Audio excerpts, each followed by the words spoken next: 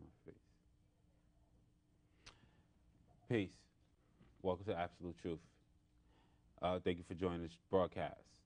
Once again, with our ongoing effort to enlighten, entertain, as well as bring informative dialogue to the masses of the people. On the past two shows, you saw us, we were building. I had scientists and knowledge, and we spoke about accountability and responsibility, the original black man accountability and responsibility. And one of the reasons why we focus on accountability and responsibility specifically for the original black man, black woman, and child and family is simply because of what we've been through slavery, what we've been through Jim Crow, what we've been through civil rights era, and what we are dealing with now with the high rate of incarceration, black men being incarcerated, with the high rate of teen and pregnancy and unwed mothers being pregnant, with the high rate of diabetes, AIDS, HIV within the black community. There is definitely a need that a program should specifically address the needs of original black people because of the situation that we are in and the situation that exists amongst us and the direction that we are headed as original black people with so many different things going on within our community, within our society. So with that said, I'm going to open up again and let my guests introduce themselves. And I have here, once again. Peace. My name is Allah Scientist Bay, and I'd like to thank you again for the invitation to come back on the show to continue the dialogue on responsibility and accountability of the original man, and particularly to his family and society at large. Peace. Thank you. And we have... Peace. Melchizedek Supreme Shabazz Allah, Universal High Priest of Nation of Islam on earth and in the universe.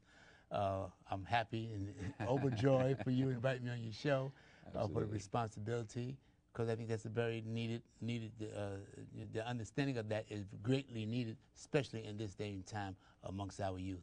Well, thank you, Melchizedek, and thank you, scientists, as well, for coming out, because, a lot of times we call people up, and, many are called, but few are chosen, and the ones who are chosen, the ones who choose themselves, can actually step up to the plate. Right. But I would also like to thank a lot of my brothers from the past who have come out and contributed before. Good brother by the name of Father Bashan Shabazz, you know him, we all know him. Infinite Jamal, Allah B, Knowledge, who was here last week. So there are always a lot of brothers who are always willing to help out, and I just like to give a quick shout out to them. Well, we're gonna get started right now. The original man, responsibility and accountability, and I just wanted to start the dialogue off by saying, what would be, and anybody could jump in, what would be the result of an individual becoming responsible? So what would happen to his children when he becomes more responsible?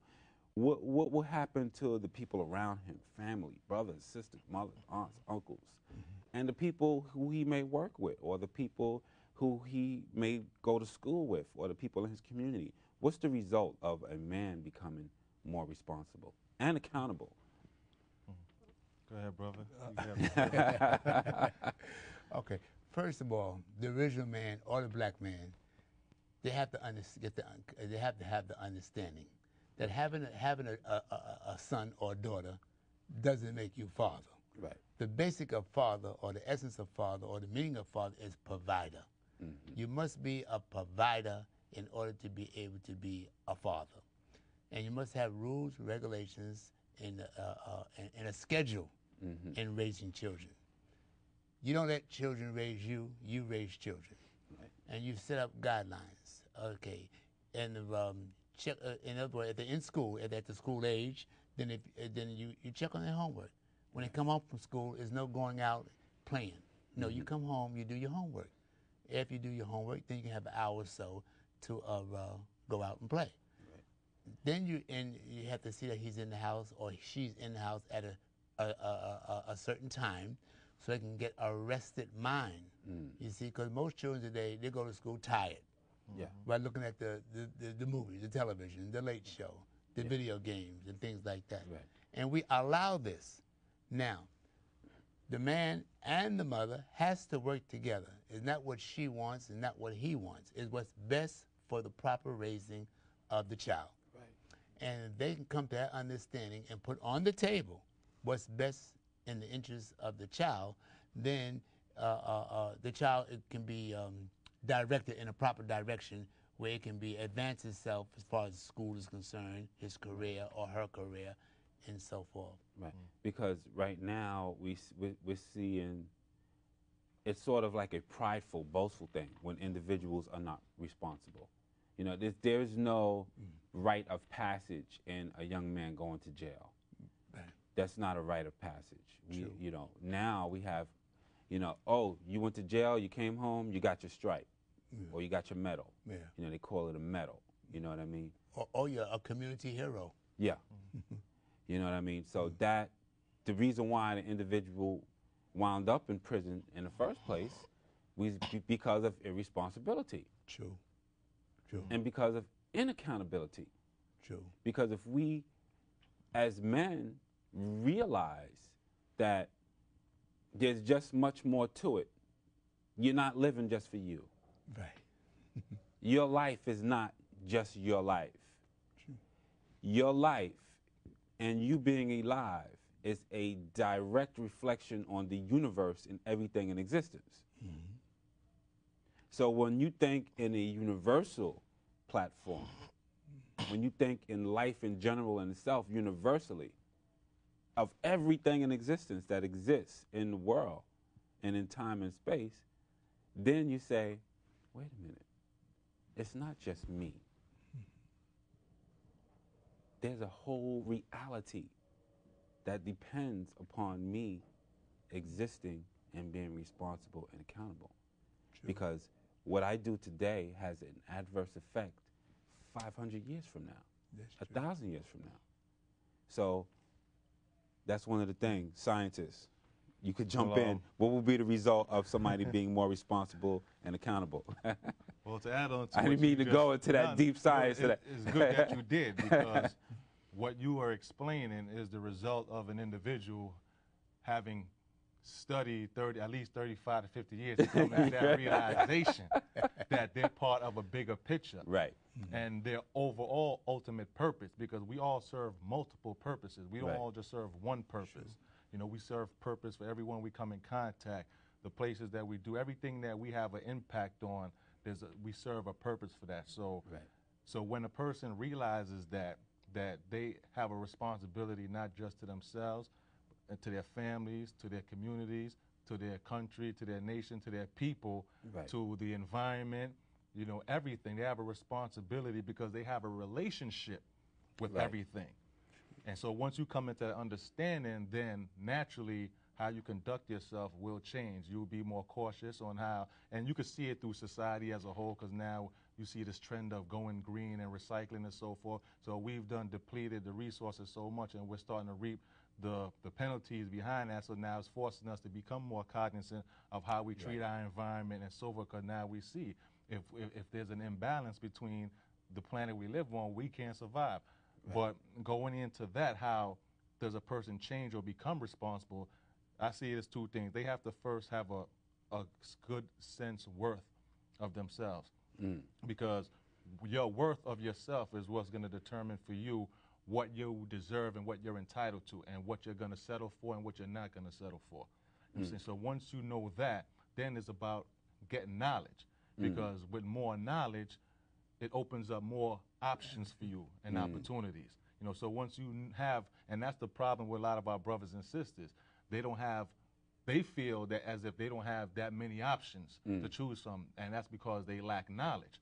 So they choose from the option that they see is available to them, which is either selling drugs, you know, which is trying to get into the rap game, become a rapper, or being a stick-up kid, or whatever the case may be. Whatever means that they see is within their reach as an option to provide food, clothing, and shelter, because food, clothing, and shelter is a need for everybody. Right. But how we pursue that happiness differs based upon the degree of knowledge that we have. So once we increase the knowledge that we have, once we increase the self-value and self-worth of our people, then this will cause them to demand better and more for themselves. And thus, as a result of that, they will seek those opportunities to increase their knowledge so that they can increase their options and to choose more responsibly in how they go about providing for themselves and their family. Right. Now, I agree with everything he says, but all that starts in the home first. See, you have to lay a solid foundation in the home, Right. which is with principles. Civilized, culture, refined. Education is very important. Right. Very important. You understand? And with children, it's not what they want; it's what's best for them. Right. Now, you see your child going out the door with a Walkman and no books. Correct that. Yeah. Put the Walkman in the room. Right. And pick up your books. Right. You see your child going out with the pants hanging down. Right. No, pull up your pants. Right. You understand what I'm saying? As long as you're in this house, there's rules and regulations that you're going to abide by, whether you like it or not. Because I know what's best for you at this point. Right. You don't. Yeah. Because I've been where you're trying to go. Yeah. Oh, now another thing, get up on time. Take your shower in the morning. Just don't get up and wipe the middle of your face and run to school. Right. No, you take a shower, that freshen up your body, freshen up your mind. Absolutely. You understand what I'm trying to say? Have a bowl of cereal if you want to. Right. You know what I'm saying? Prepare yourself to receive education, Right. Whatever the school system has to offer. Yeah. Prepare yourself for that so you can receive it. Now, when you come home, we're going to sit down and discuss it. Right. What's good and what's bad. What will work for you and what won't work for you. Because everything you hear in school is not going to work for you. Yeah. Right. and that's part. But it has to be a teamwork now with her and him. Even if he's not in the home, he has to be involved. Right. And give the child chores. Right. Hey, the windows is yours. The floors. Right. Take out the garbage. Do the laundry. Whatever. You have to give them, in other words, you have to set up a program, a positive program for children at a young age so they can grow with this. Don't smoke in front of children. Yeah. If you got children, what are you doing smoking in the house? That's a bad example.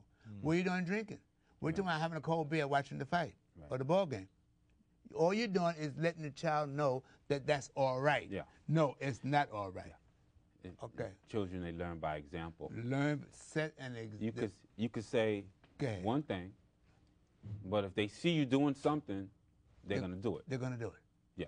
And they'll tell you, well, my father drinks. What's wrong with beer? My father drinks beer. What's wrong with the cigarette? Yeah. My mother smokes. You can tell them not to do it. Once they come of age, they're going to do it.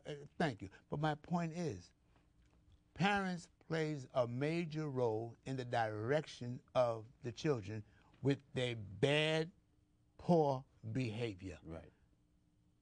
Profanity in front of the child, that's a no-no. Yeah. Drinking, no-no. Smoking, no-no. Right. You understand what I'm saying? Hollering, going through change.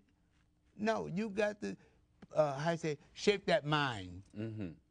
Shape that mind in an intelligent direction. Yeah. And they learn. Children learn quick. Right. You ain't got to wait till they get 18 years old to teach them that. Oh, they're going to learn at 6 months. They're looking at you. They're watching you. Thank you. And they will tell you. Because they're unable to speak or formulate words, but they're still learning. They still have the desire to learn, and they're watching. Yeah. And they're going to see. You know, they did a study that showed that they had, remember the Hale House where they had the babies in the cribs, the crack babies that were born? Okay. And they had another one similar overseas. And they showed how the children never had any interaction with anybody. They would just come. And they showed by the time these children were 12 and 13 or 14, they couldn't smile. They were unable to smile. Because how they learned was that the mother looking back at the child smiling. The children picked that up. Okay. You understand what I'm saying? Right, okay. They picked up that Follow facial you. expression and it just automatically transformed, and these children were unable to smile. But back to the responsibility, and that's one thing I wanted to give you, how children learn by example. Right. And another thing parents doesn't do, which is important, they don't check out the children's room. Right.